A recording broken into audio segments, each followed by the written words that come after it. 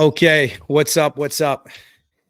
It's Everett. I'm here with John DiPasquale, the John Depot. Everybody knows him as Depot. That's right. I'm so worried about this conversation. That is the word to use. I would say that's the proper fucking whatever part of speech that is. I'm really excited. This is cool. I'm really concerned.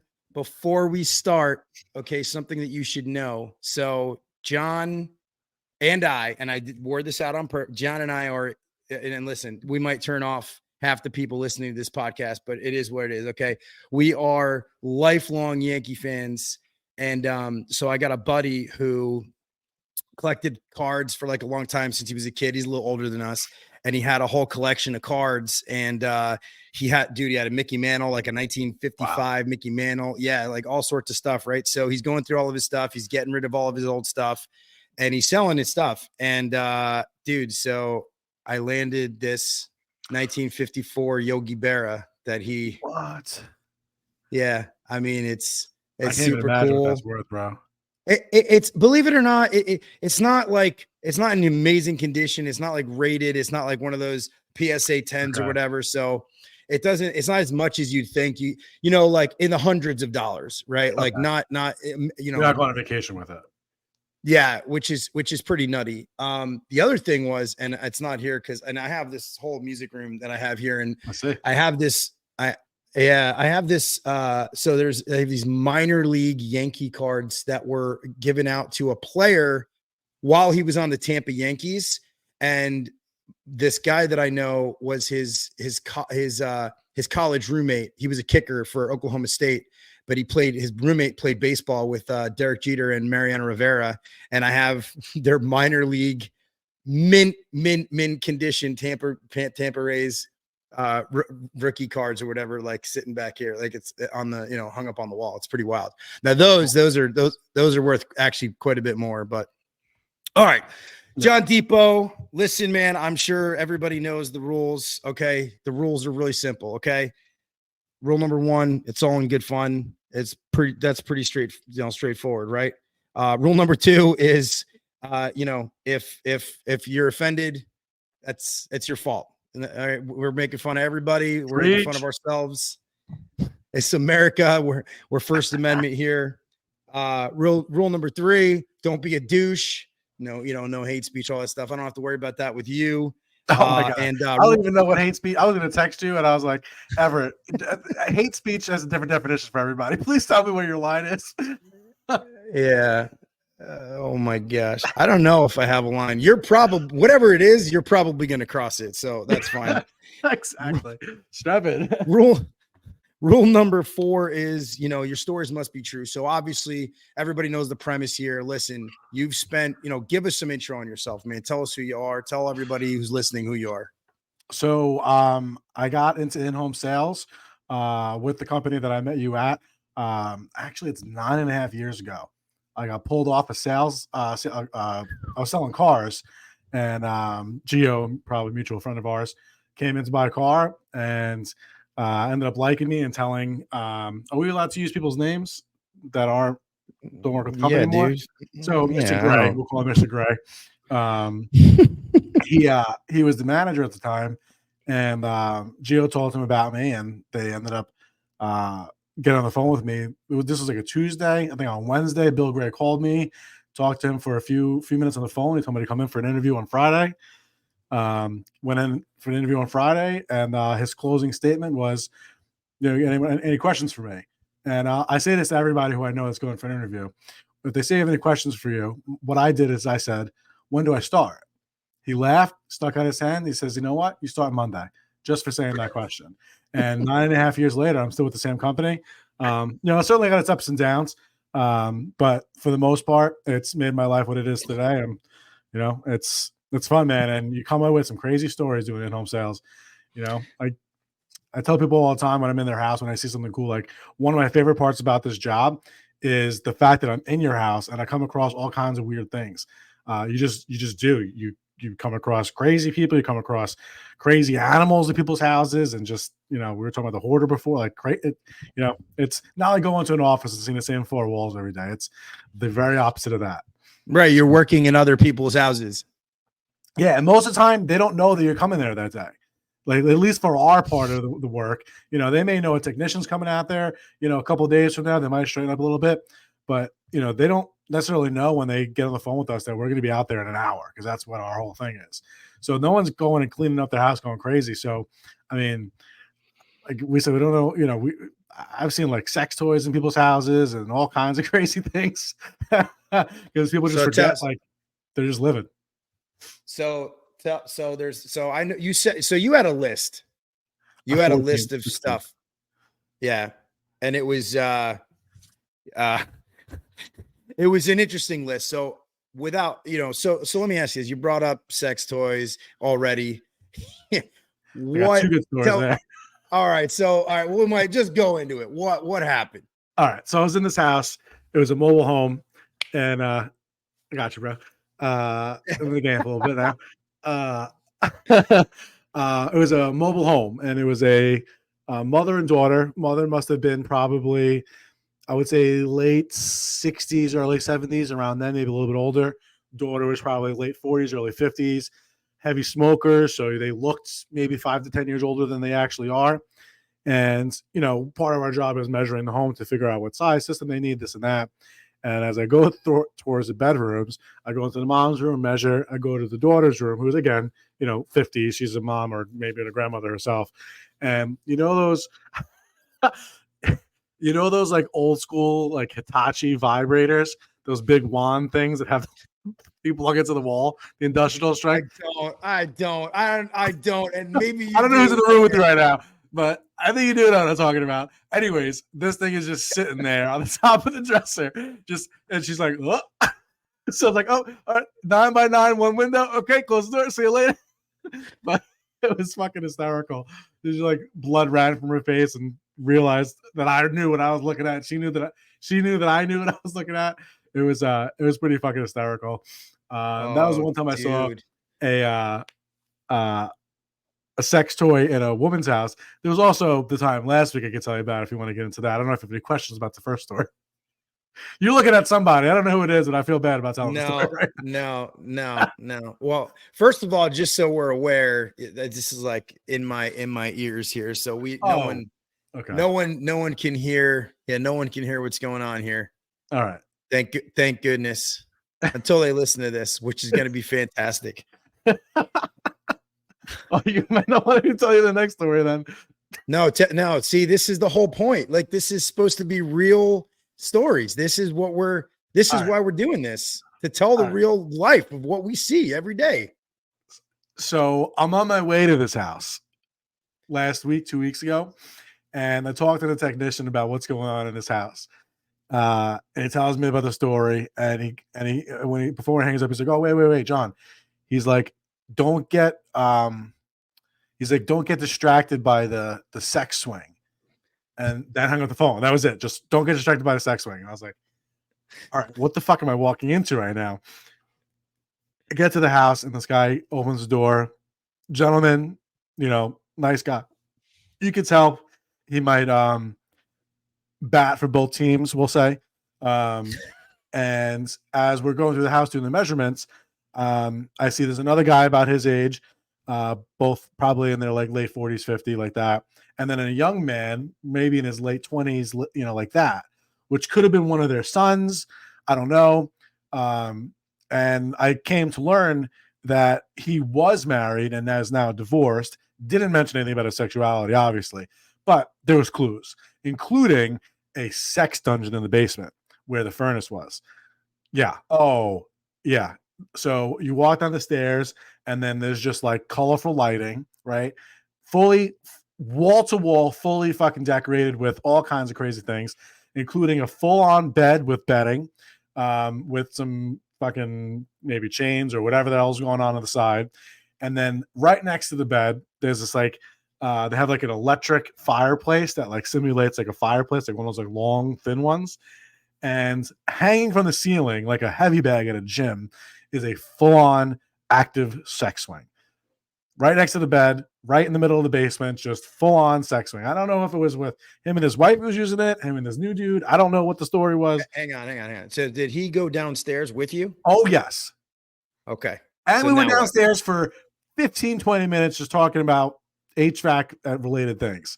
So, and not only that, the system was here, he was here, and the sex swing was behind him. So I'm facing this fucking thing the entire time, and he can't not know that that's there. Like, that's a purchase you would make. God. No. I was going to say, like, do you think that he thought, like, he just so immune to it that it was sort of like normalized for him? Like, he didn't even think twice about it. He's like, no, this is my sex room. I was worried that he left it up because maybe he was waiting for me to make a comment so he could dish out an invitation. I don't know. Well, you are handsome, so those things happen. I don't know if I flag anybody's gaydar, but yeah, it was interesting to see. So tell me about what's going through your head right there. Like, are you thinking to yourself, like, okay, like, let's just ignore that this exists completely? Like, is that where we're at? I mean, listen, if it was me and I was not working, we for shit sure would be talking about it. But the fact of the matter is, I'm at your house with the intention of making a paycheck to pay my mortgage and feed my family. So I know that if I make it awkward, that's going to give you enough of a reason right then and there to not give me the sale. So I wasn't going to risk directly bringing anything crazy up like that. But it was, I mean, talk about an elephant in the fucking room, bro. Oh my God. Just silver metal with this black, looks like a horse saddle just hanging from the ceiling, just sitting there. It was pretty wild. And this was just like 2 weeks ago. If it was in 2024, I'll put it to you that way. You know, I have a record behind me that I got from a guy in Old Bridge that, you know, and listen, they're a wonderful couple, you know, batted for the other team. Very cool. The guy was inebriated. He was drunk out of his mind. And, you know, we had a great time. Everything was cool. You know, I love, you know, music and musicals and all sorts of other stuff and all sorts of music. And we were listening to records. He was putting records on. There was no sales call. It was just, I'm listening to records. We're going to talk about HVAC at some point in time. And they bought a system. And then he's sitting there, he's flirting with me so badly. And I don't think he realized it, like right in front of his husband. And the guy's just flirting with me. And then he hands me this record and he goes, I want you to have this. I want you to have this record. And I'm like, okay, like, that's a cool gift. I appreciate it. I hope your husband doesn't mind that you hit on me for the last 2 hours. Mm-hmm. And what do you know? There we are. And he bought. See, that's the thing. I know you don't want to make this about like sales strategies and stuff, but if you can make a sales call not about the sale, about anything else in the world that you connect with somebody, chances are you're going to sell that. 100%. 100%. And you're right. It's not about strategy, but it comes out in the story, right? It'd be unnatural for us to not address, you know, that portion of it. Right. You know, I think, and I talked about this today, and I think if it's like, if your intent is to go in there and to, you know, try to sell somebody something, like you're probably not going to, like, that's just the reality. Right. And I think part of why you're successful and, you know, I've had a lot of success, and a lot of that Phil and a lot of other people have had success. I think it's because we're good at making friends. We're good at being real with people. And I think that the faster people realize that, you know, the faster they're going to get, you know, real good, real fast. So, but what else you got in the arsenal there? I'd be interested to hear, because I saw some things on that list that I was like, now, mind you, I didn't say this before, but obviously this is completely unscripted, unedited. So everything you say can and will be used against you. All right. Yeah, I've been worried about that for 2 years doing my podcast about the dry. Saying some crazy things on that podcast too. Plug your podcast now. What's the name of your podcast again? So I do with Mike and Jules the Big Blue Offensive podcast. It's a New York Football Giants podcast. Been doing it the last couple of years. You know, it's not our main career, obviously. It's just we do it just kind of for fun. But we got, you know, listeners.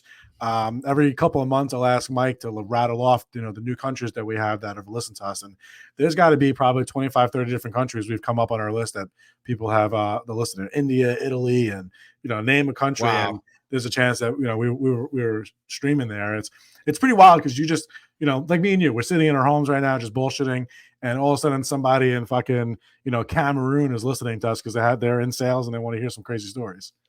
Well, there is somebody. So I got to listen. I looked at the stats. I got to listen from Turkey. There you go. You want to guess? You want to guess who that was? John Sabras. I was right. I don't know. It just shows me analytics and says you have listeners in Turkey, and I don't know anybody else in the country of Turkey, and I'm sure this podcast is so new at this point in time that it has to be John. So yeah. Something to that effect that's pretty cool that I had to do on my podcast, and we can get back to some couple cool stories. We at one point, Dexter Lawrence, the defensive tackle for the New York Giants, Sexy Dexy as he's called, Leonard Williams, who I'm sure you're very familiar with as a Jets fan, and a couple other guys. At some point during the off season, they had posted on Instagram that they were in this particular country, this particular island on vacation altogether. And the following week we had talked about it, whatever it was. No. So how did this go? So we saw that they were in this country, and then when we're on the podcast, we looked it up, and then that country had popped up. So it was like, I don't know, let's say Aruba or something like that, or whatever they were, St. Thomas. Someplace in the Caribbean, and that country had turned up. So the joke for a few weeks was that Dexter Lawrence and Leonard Williams should listen to our podcast. So I don't know if it's true, but they probably did. Evidence suggests that they did. Oh my gosh. So what do you got? You got some crazy stuff? What do you got? So the oldest memory I have of being in this business is actually not a particularly funny one in any way, shape, or form. If you notice on the list, number one is old Polish guy with gun. And it's a pretty sad story, but I was in this house. I was an old guy, 6'8". I don't know if he was Polish, but definitely Eastern European of some kind. And very somber fella, needed a system. And I'm going back. This is 2014, 2015, like that. Show me the system. We go through the information, and we're sitting at his kitchen table. All the while, he's got this manila folder with a photo of what turns out to be him and his wife when they first met 60-something years ago, and he had recently lost her. And on his table, the entire time I was with this guy, was a little revolver and one bullet. So he said he wanted to have the house fixed up for when, if anything ever happened to him, so his kids wouldn't have to deal with anything. So I don't know what ended up ever coming out of that. But that shit sits with me. I will never forget the black gun with the brown wood handle and the one bullet just sitting there right next to the manila folder, opened up to a picture of him and his wife when they were kids. And just the sadness in the guy's voice. And just like, you can almost see his aura was like just broken. And like I said, not a particularly rosy story in any way, shape, or form. But yeah, man, this old guy, it was heartbreaking. Even to this day, just thinking about So did you guys have any conversations? Like, I mean, after he told you that or after you saw that? I mean, it's tough to do. I didn't bring up the gun. And I was also very new to the business. So I definitely was not trying to, make a conversation of it. And you could just, the energy in the house was that of like, hey, listen, do what you got to do here, help the guy out and keep him moving. And, it was pretty sad, man. It was just, all hunched over and just like a broken, like he lost his best friend, which obviously he did. But it was pretty crazy, man. He bought, thank God, for my sake, but it's a story that I'll never forget. And it's probably, obviously the darkest of any stories that I'll have on here, or hopefully in my career. But yeah, just seeing that old guy, man, lost his wife, and I don't know what he was prepared to do with that one bullet, but I don't think it was anything good. Wow. Yeah. That's pretty crazy. I've met a lot of lonely people. This is something that is a common theme, that there's just a lot, like I just noticed, like it seems, and I who knows why, but it's like I ran a string in and I'll never forget this. And it was like, before I moved to Dallas, And it was this string of like 2 weeks where I met with like 6 or 7 widows in like a 2-week period. And I for the life of me, I couldn't understand what I thought. Like, God's trying to tell me something. I'm like, holy moly. And then this woman, I told her this in the house in Piscataway. And I said, hey, I'm just going to tell you something, because we had a really tight bond. Her husband had died not too, I said, this is just crazy. I'm just going to tell you this because I'm a spiritual guy. I'm like, and I told her, and she was like, I'm like, I'm nervous. I'm like, am I going to die? She's like, and I think she just said, hey, I think God, the universe is trying to tell you the importance of being a father, of being a husband. That was her takeaway on it. And I took that and I kept it with me. And then I brought that into my life because I thought about that. It made me a better person. I can see that. I could also, where I thought you were going to go with that, as your listeners will learn over your, continuing to do this podcast, you have a very likable personality and you have awesome energy about you. And the first thing I thought of when you said that is God or the universe or whatever term you want to use for whatever we're talking about there, put you in front of these people because they were in a very dark place and you have a joy about you. So maybe that would have been nice if they said that, John, but they didn't say that. That's what I thought. That's what I have. Why I would see you go into all these places, that there was a few people that needed you and, you were sent there because, I guarantee you, knowing you for the better part of 7-8 years at this point, at some point, each one of those people smiled while you were in their house. Guarantee it. Yeah. Huh. Well, thanks, man. I appreciate that. So what, you want to hear the next one?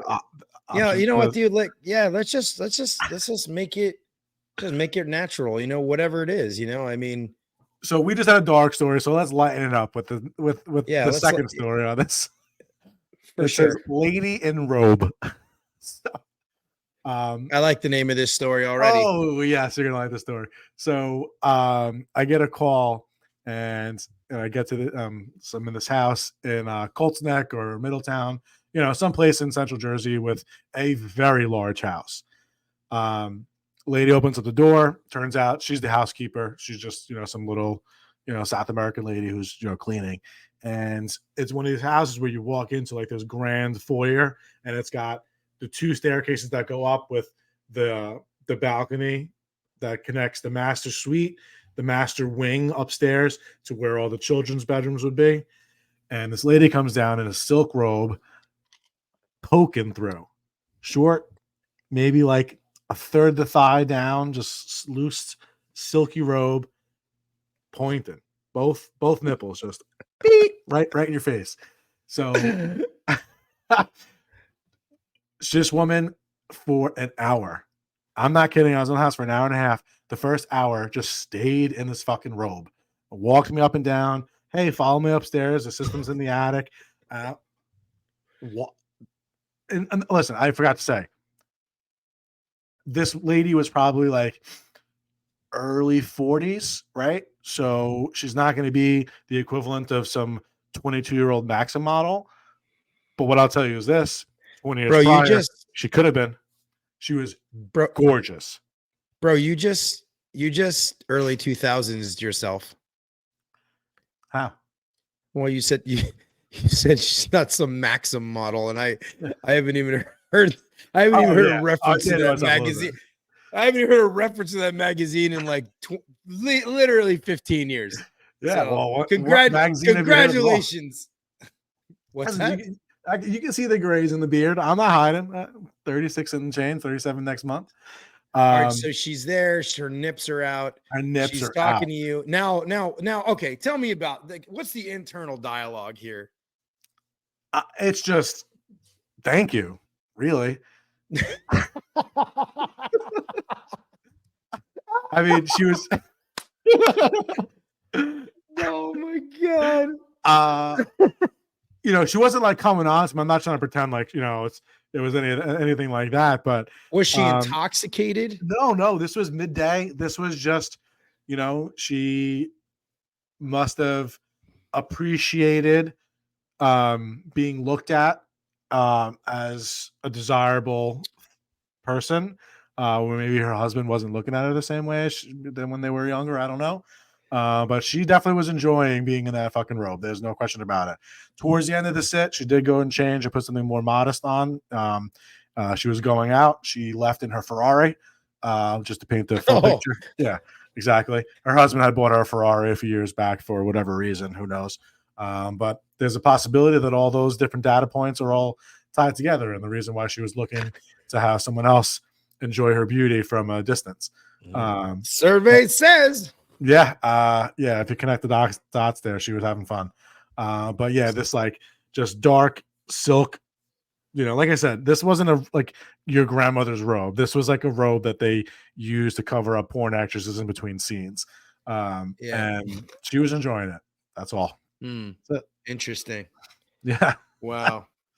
Yeah. Wow. And she's like, yeah, I got to go. I got to talk to my husband about this. So she didn't buy, but she pulled out of the driveway when I was in the driveway in a silver Ferrari. And I was like, she rolls out in a Ferrari and she doesn't buy. That's terrible. Yeah. Yeah. It was, that was a long time ago too. So Nancy, if you listen to this was before I met you. You got to preface that. You got to preface things. Well, okay. If you can edit that, put that sentence in the front of the story.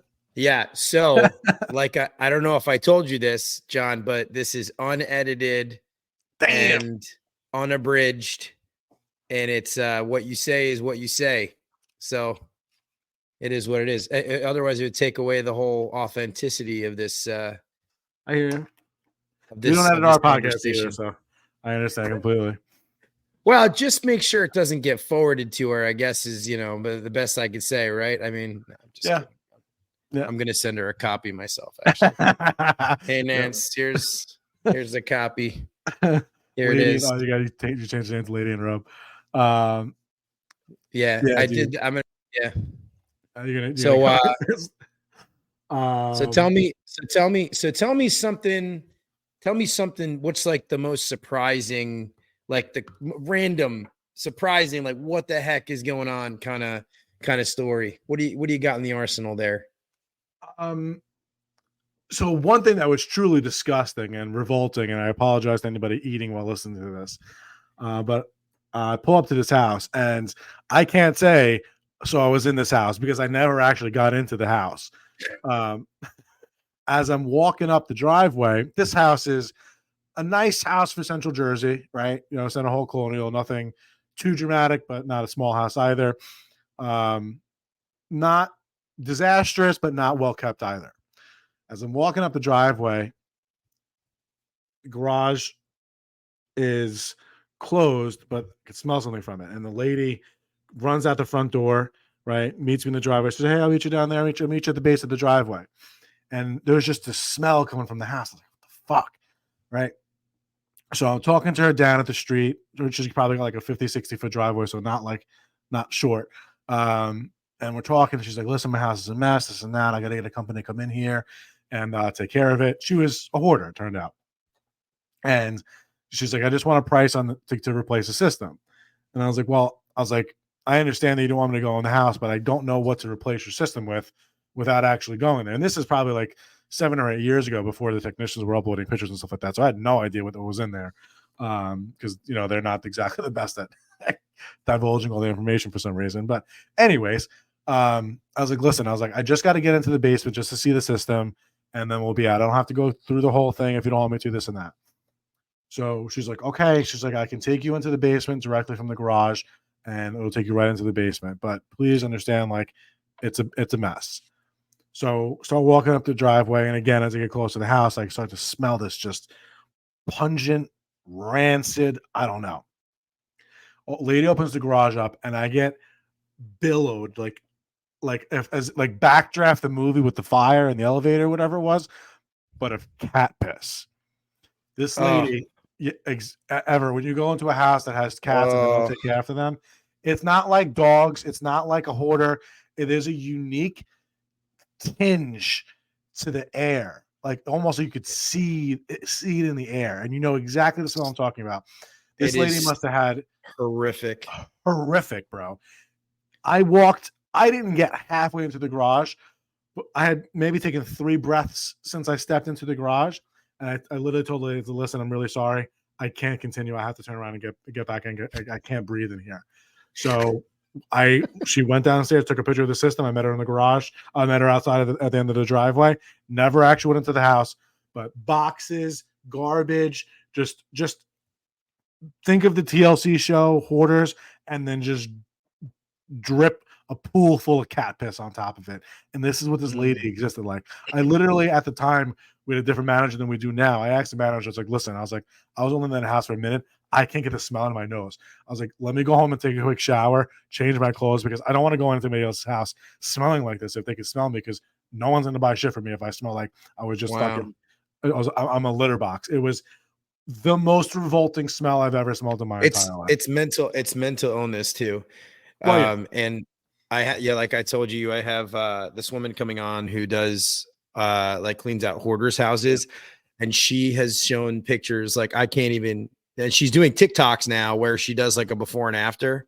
And it's unbelievable. Like one day she got like in like an hour, she got like 2,000 followers on TikTok from posting one.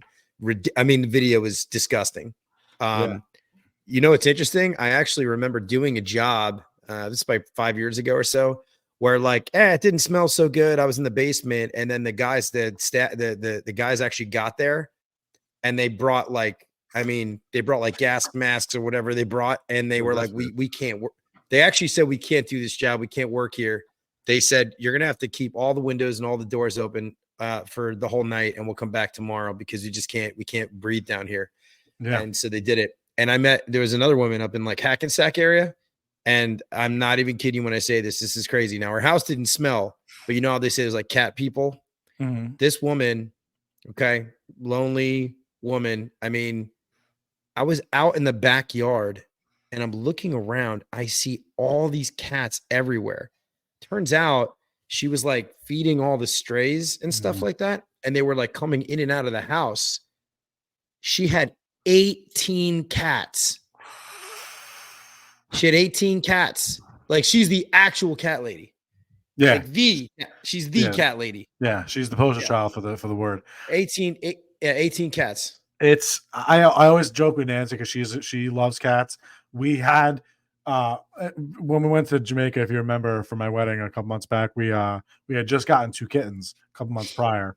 And since about 2 weeks ago. I'm sorry. Yeah, they had babies. So now I have the 2 cats that are only 6 months old, and they had just had 4 kittens. So right now I have 6 cats in my house. It is a disaster. We didn't plan for this. This just happens. Happened in the middle of the night. Hang on. The 2 kittens that you got, were they brother and sister? They were from the same litter. Okay, so you have inbred kittens. Yeah, they're cute as fuck, though. I'll tell you that. Hold on. I just got to back up here for a second. So I don't think the cats know about what you're talking. I think they just have an instinct. Okay. I don't know. Is that a thing? Like, do we know? Is that a thing? Like, can you inbred cats, or do they not care? Is it like, do they not follow the same order of operations? What I can tell you is from what I understand, all cheetahs look exactly the same because of inbreeding. There's not very much difference in their spots and stuff like that because of inbreeding. I don't know. Tigers do look different. They say no, 2 tigers have the same stripes. But yeah, they don't have any qualms about it. Apparently, they were from the same litter. We got them. They were maybe 3 or 4 weeks old.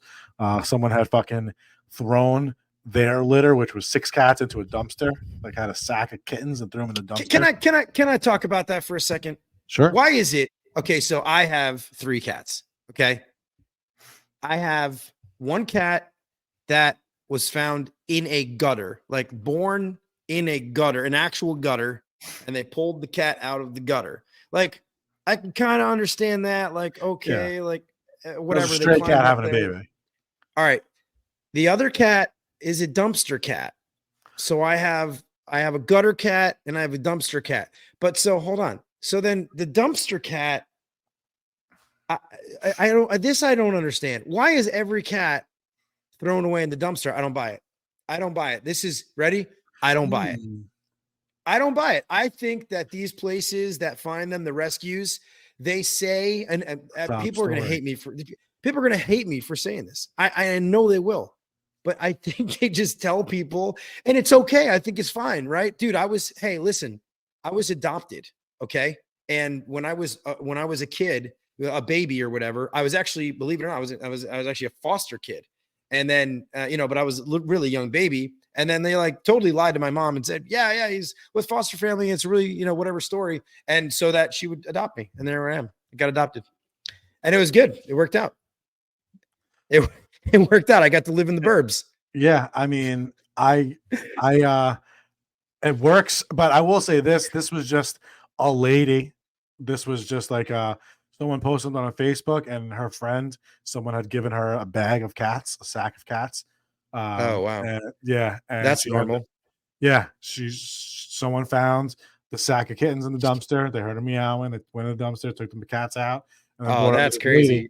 See, now this sounds like a real story. Yeah. See, but I'm just saying, it seems like every cat, every dog, everything was found in the corner of the dark. And right. If it wasn't for you, pulling them out of this darkness, that they would still be in this lonely corner. And I'm not saying that the animals aren't mistreated at all. I'm not saying that. I'm just saying it seems like every single story I hear is like one of 4 stories. So I'm sorry. In my head, right now, all I hear is a Sarah McLachlan song.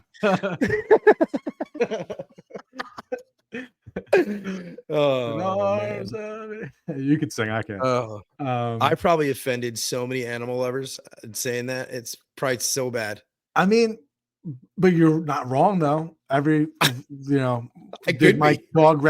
I rescue my dog, or did my dog rescue me? Like, they always have a fucking story. Oh, he was found down by the fucking LA River. He was eating fucking squirrels and shit. And now I had he was in a van. Yeah. Down by the river. Yeah. That's enough. Yeah, dude. So they ended up having some kittens, but it's, they're 2 weeks old, and, I don't know if you want a 4th cat, but I'm sure I could send one to Dallas. I got to find homes for these motherfuckers. No. And I'm not even going to say no, thank you. I'm not even going to say no, thank you. I'm just going to say no. There you go. Because I don't want you to think that there's anything polite about my no. No. Just no. Yeah. Yeah. Option, do nothing. Check. Can you do me a favor? It's been years since I've heard this story told. Can you tell me about the talk to my neighbor? Can you tell me that story again? No. I wanted almost to be like a standalone episode. Like I just oh man, I just was gonna make it like a 5-minute story. It's aired, so no, you don't have to do it if you don't want to. I just had it on my list. No. It's such a fucking funny story, bro. I'll tell you what. I will tell it, and when I do, because Bill said it at the end of the last episode, and he said, "Yeah, he did say it. Why don't you talk to your neighbor?" Yeah. So we'll leave it out there. We'll put a teaser. Just know, guys, when I post my the name of the episode will be "Why Do You Want to Talk to My Neighbor?" Can you write it the way I wrote it? Because he's like, talking to my neighbor. Why do you want to talk to my neighbor? Okay. Yeah, man. What else you got, man? What else you got?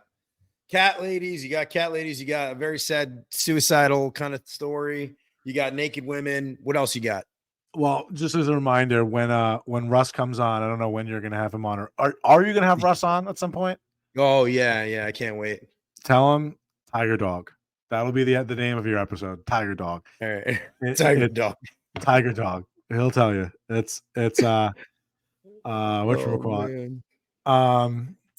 Yeah. So this one time so I was in this house, and it was a really nice house in North Jersey somewhere. And you just talking about sports memorabilia a couple minutes ago. And unfortunately, my fucking light blew out of my office the other day, and I forgot to change the bulb. So I apologize. It's like what happened to Phil. Yeah. So I don't know if you can see behind me, but I think I signed baseballs over here. Above that, which you can't see because it's too dark, It's an Andy Pettit signed plaque. I have a signed Saquon jersey above me, above the television in front of me. So I'm into sports memorabilia, this kind of same way you are. And I'm in this house, and this is a big ass house. This is no like Central Jersey, Center Hall Colonial. This is like a holy fuck house. And this guy's got a room that was like 40 feet by 20 feet, just like up in the whatever fucking eastern wing of the house, that is just wall to wall, like a museum, not like our rooms where it's kind of just like stuff like, scattered around, like looks cool, whatever.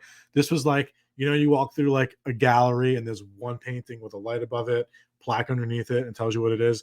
Then 10 feet over is another thing. Picture that, like Scrooge McDuck's house, with all these like almost priceless autographed fucking things from all sorts of different sports figures. And he didn't go through the room like piece by piece with me.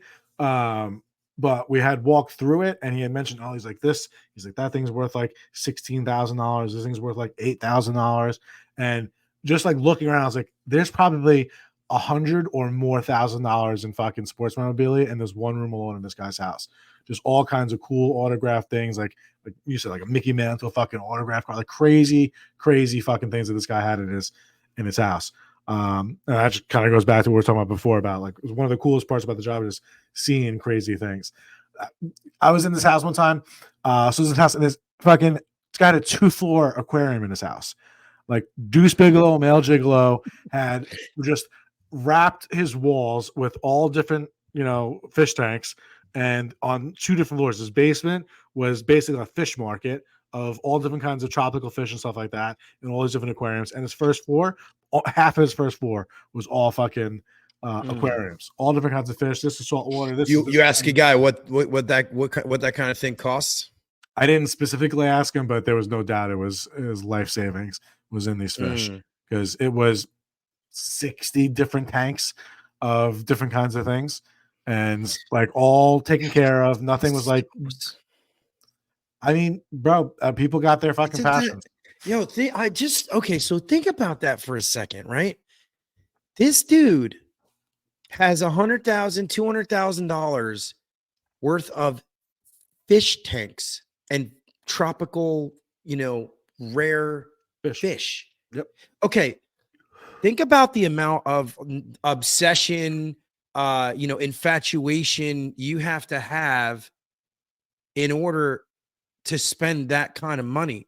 I mean, and what's crazy is like, we live in a very like kind of normal world. Like, oh yeah, football on Sundays, turkey on Thanksgiving, whatever. Right. But like, I don't think people realize how many strange people there are. And when you're like okay, so let's do the math, because I did this with Phil, 10 years, roughly 10 years, 500 calls a year. You've been in about 5,000 houses, and you obviously more probably, you work 5.5, 6 days, whatever it is. I mean, it's a lot of houses, right? So, and you figure that translates to tens of thousands of people, a few people per house. You reminded me of the fish tanks. I walked into this house. It was in Manalapan. I think it was Manalapan, dude, in New Jersey. Okay. I walk in, and there were endangered species, among other animals, hanging in on the walls everywhere, all over the place. Wow. Rugs, hunter, dude. I'm talking. Went on safaris, paid hundreds of thousands of dollars over however many years. Went back, had like strange ibex and like all the. In fact, I even asked about this one animal that I had never seen. He's like, yeah, actually, that's illegal. Like, you can't even hunt those. And it was all taxidermied. Yeah, he was like, yeah, it's taxidermied. It was taxidermied. It was nuts. I mean, bear skin rug. I mean, there wasn't a spot on the wall of this house that didn't have an animal head on the wall. It was it was one of the coolest things I've ever seen. I'm not all about killing endangered animals, but I'm just saying it was one of the coolest things I'd ever really seen. It was one of the weirdest things I've ever seen too. And when the guy was like, yeah, that's illegal, you can't even hunt those anymore, like you're not even allowed to, it's illegal, I was like, oh, that's interesting. Yeah, that's wild. I don't know. So I think for the average person, you're not going to be in all that many houses in your life. Think about it. Like, you're going to go in your own houses, which you're probably going to own maybe 3 or 4 houses in your lifetime. Whatever friends and friends of friends. Maybe you'll be in like 30 houses in your entire life. Bro, think about some of the people that we've seen that are sort of hermit-like people. They'd probably be lucky to go into like 3 or 4 houses a year that aren't, maybe less, that aren't their own. Yeah. What if you don't have, I mean, just I think like the average person, like if you don't do in-home anything and you go to an office, you work a job for 25 years, or you just always never worked in people's houses, what reason would you be having to go into random people's houses? Zero. So you're going to go into your aunt's house, your cousin's house, your buddy's house, and that's pretty much fucking it for your whole entire life. So when you go into these houses, and especially like in New Jersey, you don't find a ton of hunters like that. When you see an animal on a wall like that, and maybe this is just me, and maybe I'm just talking, and I'm the only person on this island here, but when you look and you see like a bear on someone's wall, like a bear head, or even just a deer head, it's kind of striking. Like it grabs you, like it grabs your attention. Like you just see this thing like hanging on the wall. And when you go to someone's house and they have like an Ace Ventura fucking style where there's all kinds of animals all over the place, and you're just looking around, there's an eerie sense of death and like also like sportsman, like, prowess. Like you almost like respect the guy, like, bro, like you put fucking work in to make this room look like this. Like, you have to take this. This is not like, I learned how to snowboard over a weekend and I'll have a couple brews here and there. Like, this is you love this shit. Like, you're a professional. Yeah. So like here in Texas, though, it's not, I mean, it's very common. Yeah. Completely different in Jersey. It's very common to see, antlers up on the wall, but still it's usually the same animals, right? It's like, oh, that's a hog. Usually you're not going to taxidermy hogs, but if it was like a wart hog or something like that, or like some big motherfucker. Yeah. Or like a fish, whatever. But yeah, it's go ahead. I was just going to say, my last appointment in 2023, I walked into this guy's house. So I'm in this house, right? Guy takes us to the basement where the system is. And as I come down the stairs, speaking of Ace Ventura, there's this like 10-foot crate that you would see like they would transport animals with, like almost like with the red stamp on it, like, like the regular like white pine looking wood. And it's just like this crate that's built. And there's like these 2 windows. And you can see that it's like a terrarium built into this monster crate. So as we're going this, I'm looking, I'm like, I was like, what do you got in there? And he's like, are you afraid of snakes? And I was like, I mean, this is a big crate. Maybe not usually.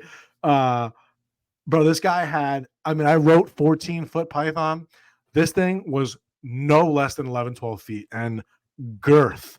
So I was like, dude, what is going on here? Like, you have a fucking, apex predator just in your basement chilling. Like, he's like, man, he's like, I'm almost 40 years old.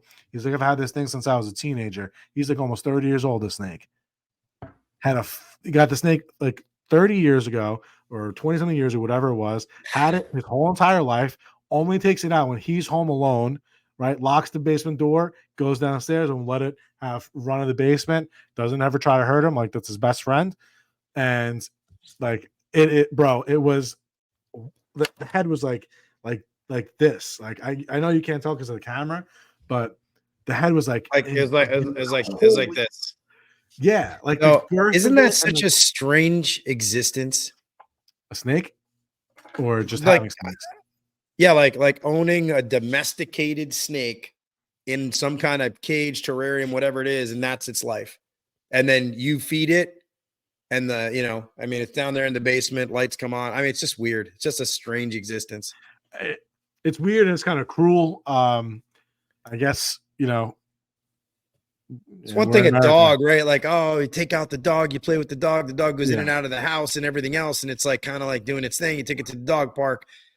It's another thing. The thing lives in basically this, and look, they probably live in the jungle in like a tiny little, space their whole lives anyway. But I'm just saying, it's like it's a very strange domesticated. I always thought that was weird, like just domesticated like animals that really, and I'm sure I'm going to offend some snake lover out there. I promise you, someone's going to get offended. But like, right. Like it doesn't like, I mean, I don't know. Maybe I'm wrong. There's no affection there. It's not like, you come home and your snake greets you at the door. I can't imagine that at all. I know my cousin had a snake when I was a kid, and he only had it for a few months. One of my good buddies had a snake for like a year or two, and he says that the snake was affectionate, but like, all right, so what do? You're taking it out of the fucking tank. It's in your hand, wrapped around your hand, and it looks at you and like a snake does, and you think it's trying to kiss you like a cat would. Like, I don't know what you're thinking about. I was like, but it's I don't know how affectionate a snake is. I think it's just something about like the rebelliousness of having a snake for people. Because I always wanted a snake. You think so? I think there's people, because I know somebody that she loves these snakes. Like, I love. I mean, it's like, oh, great! I offended you. No. It's a weird thing to fucking want to have. The fucking mark of the devil. Like it's not something you usually want to have. Yeah. But dude, what? You didn't go through your whole. Is there more on that list there? What else you got on that list there? Is there something else? I got old Polish gun. I got lady in robe, 14-foot python, lady, cat lady hoarder. The first time I ever had an Indian meal. So I was in this house, and this very nice family offered me Indian food. And listen, I have one of the most narrow palates of any human being I've ever had in my entire life. Right, meatballs, sauce, pasta. That's it. That's Parmigiano. Yeah, I'll have an Italian sandwich for lunch. No, but yeah, I grew up in an Italian household, and that's pretty much I ate Italian food, steak, pork chops, chicken cutlets, and that was like my whole palate my entire life. I didn't try sushi until I was like in my mid-20s, and to this day I can't eat it. Like I'll have a piece and be like, oh, that was pretty good. I have another piece. Oh, that's pretty good. Wasabi, I like spicy.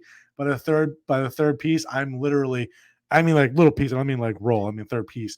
I'm like trying to choke it down my fucking throat, and I just can't eat it. All right. So you got this nice Indian couple and family, and what, they make you some Indian food. Oh, I got to hear this. What happened? They're making dinner, and as you know, when in that section of the world, when they make dinner, the neighbors know, everybody knows, pungent, spicy. But they're like, no, you got to try it. It's so good. And I was like, I never had Indian food ever. And he's like, I told him, I was like, I do like spicy food. I will say, I like, I'll sit here and sweat into my eyeballs. Like, I like spicy food. And he goes, okay.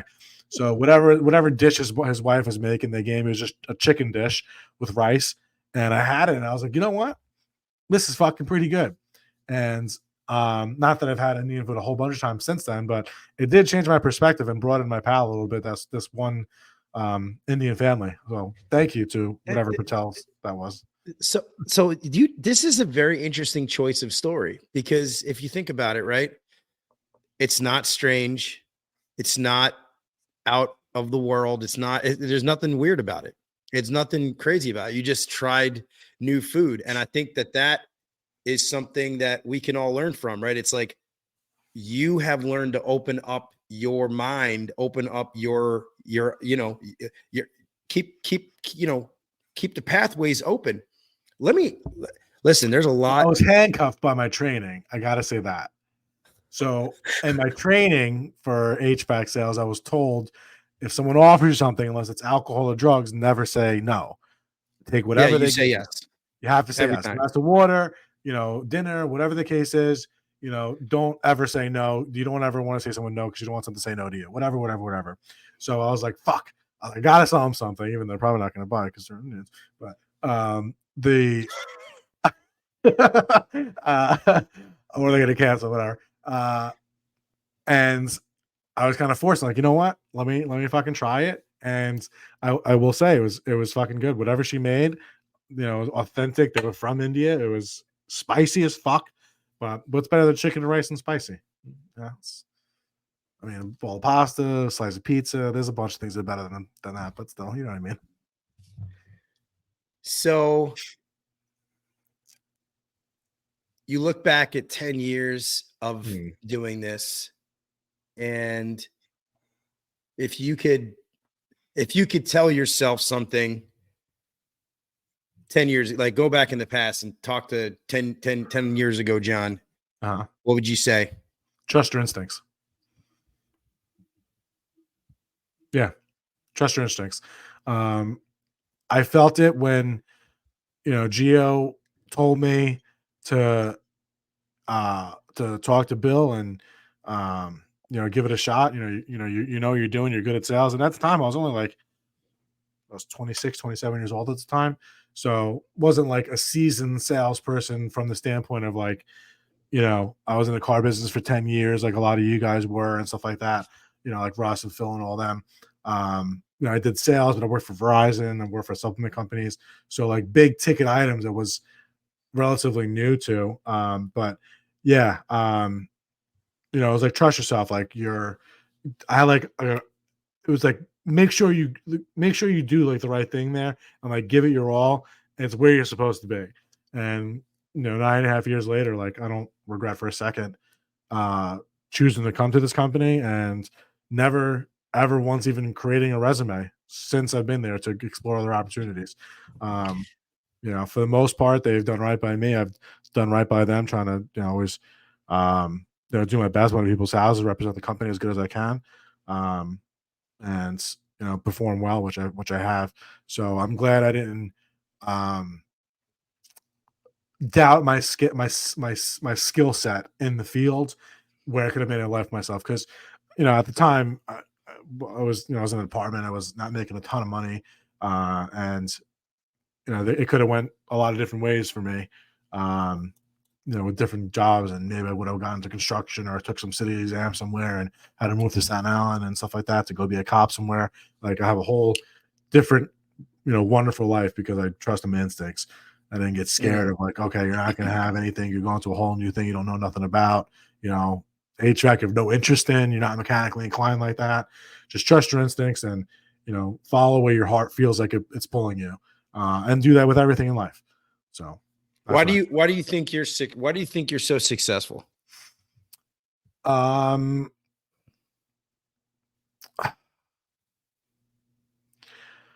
think a lack of shame is part of it.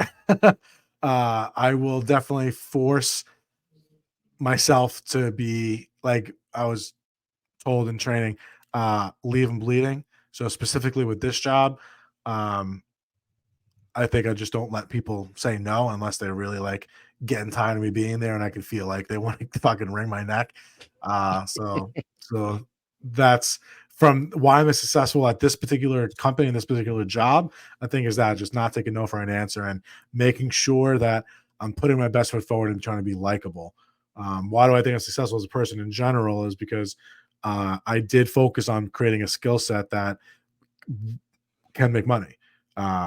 And I think that's important for everybody. Like there's a lot of people who go to school for, dumbass degrees and sign up for, $100,000 in fucking student loan that they'll pay back for 20 years for a degree they're never going to use.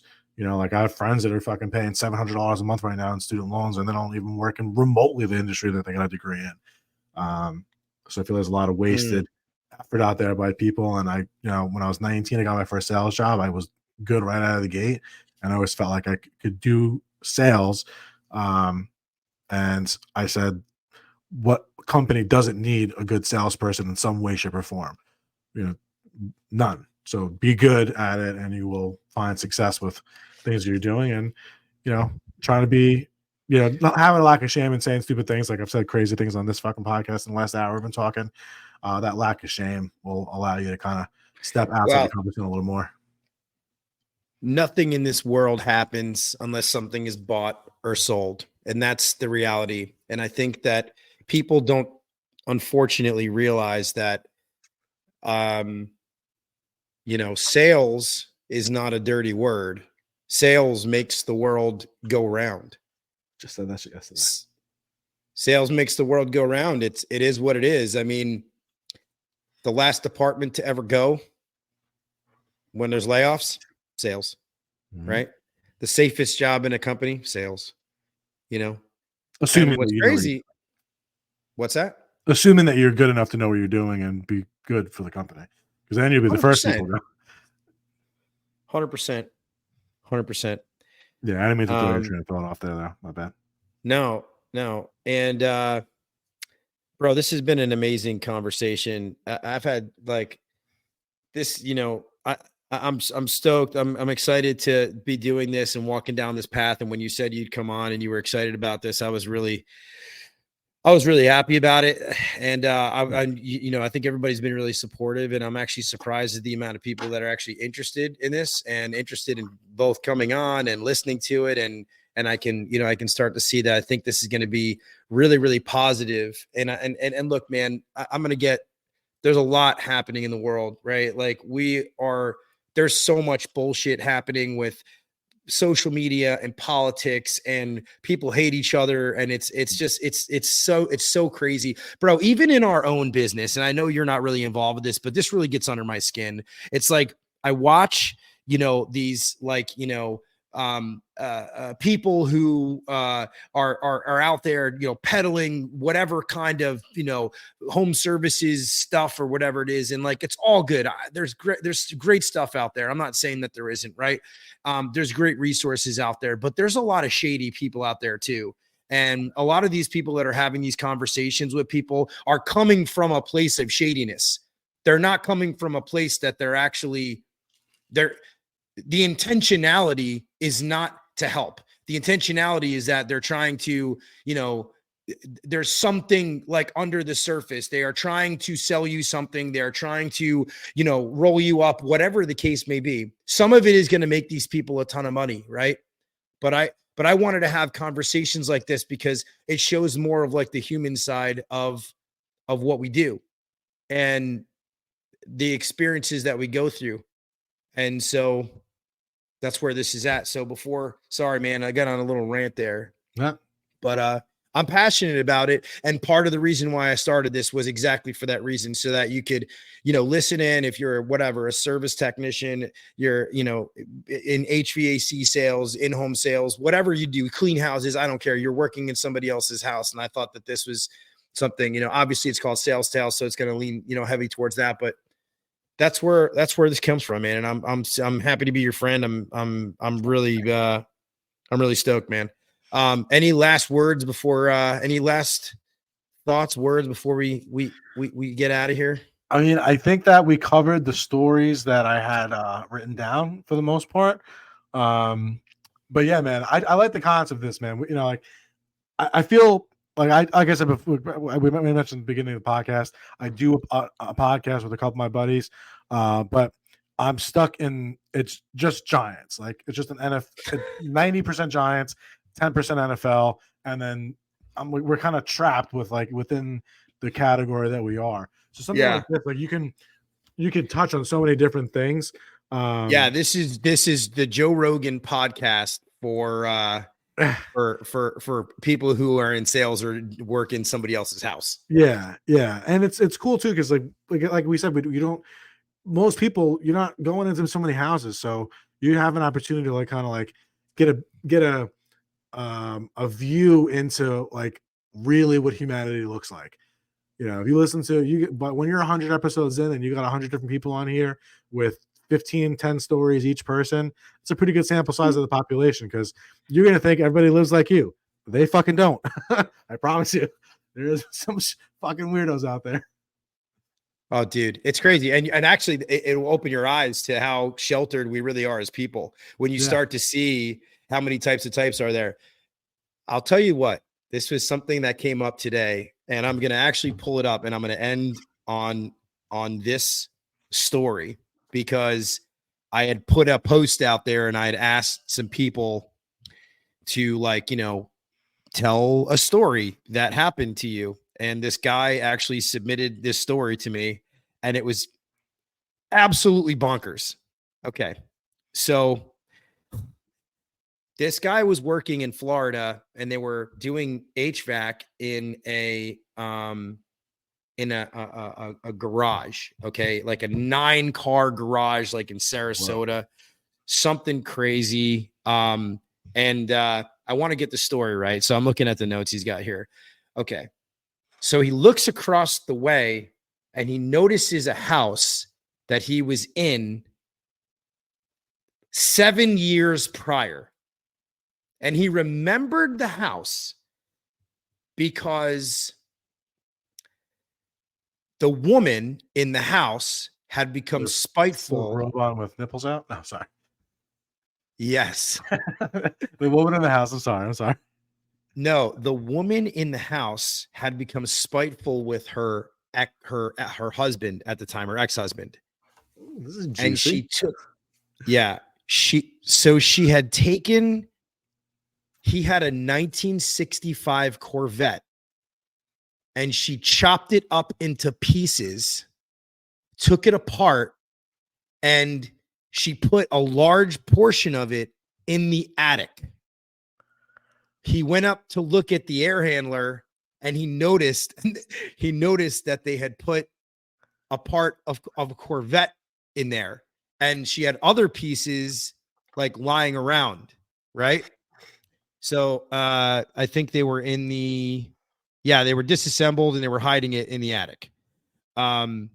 So 7 years later, he's at the house next door or nearby, and the house had been vacant because of the housing bust. So he was like, hey, man, we could go in that attic and we could get that Corvette if we only had the frame. The frame. We just need the frame. Everything else, all the parts were there. Everything was there. Like a week earlier, the guy who he was doing the work for in the garage, he was a motorhead. He had all sorts of vets and all sorts of cars. His wife had found a hunk of metal in their yard, and she had called the scrappers to come get the hunk of metal. It was the frame of the 65 vet that she had scrapped. Ended up across the street or nearby in this person's backyard. So this sounds like some kind of fucking science fiction thing. So had she kept it there, had she kept the frame there just like a week or two earlier, they would have had all the parts to reconstruct a 1965 Corvette. That is wild. And I don't even, how did this woman chop up this car? Like, she took it apart like a mechanic and just like, that's insane. Dude, I don't know. She said that the engine and transmission were up there, like he was on the ladder and saw them upstairs. It's so heavy though. This is crazy. Listen, I'm just telling you what this guy told me, and I got no reason not to believe that guy, but that's a nutty story. That is nutty. But the key is that the guy who was building the garage, building this huge house, or his wife had thought it was just a hunk of metal and just had it scrapped and thrown away. Yeah. Go look up what prices are on frames for 1965 Corvettes. Yeah, I was gonna say, why can't you just buy a new frame? How much are they? Go look them up. How much is a frame for a 1965 Corvette?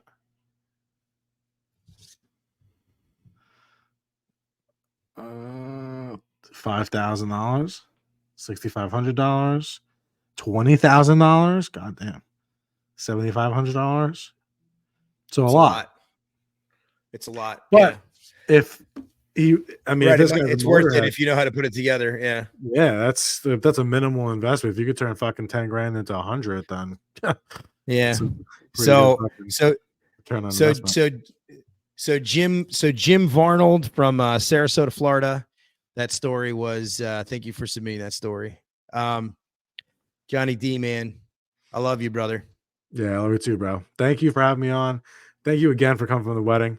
I appreciate you being a part of it. You are one of my favorite people alive. I'm not just saying that because I'm on your podcast. I truly mean, of all the people I've ever had in my life, you are one of my favorite that I've ever had. Just a fucking ray of sunshine that you are. And probably the only man I'll ever let dance with my fucking wife. Which you did. Much love, man. Much love. All right, brother. All right. Later, man. Thanks.